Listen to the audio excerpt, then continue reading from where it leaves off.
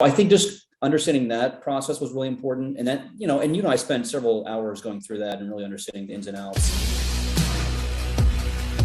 Let's explore the deferred sales trust. So take us to that next step of just the discovery phase of the DST and what kind of questions someone should be asking if they're looking at this for the first time.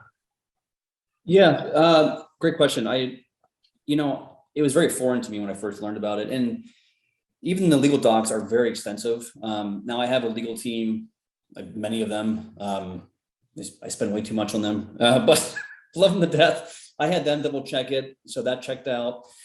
My main concern was, one, is this legal? So it's probably worth talking about that, Brad.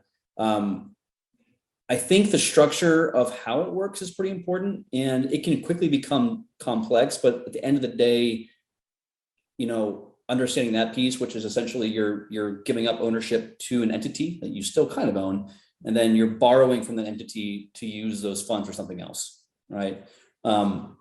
So I think just understanding that process was really important, and that, I spent several hours going through that and really understanding the ins and outs.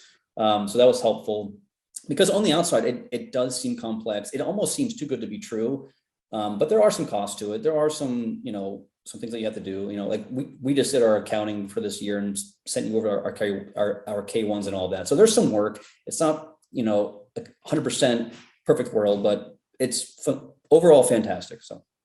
Absolutely. Yeah.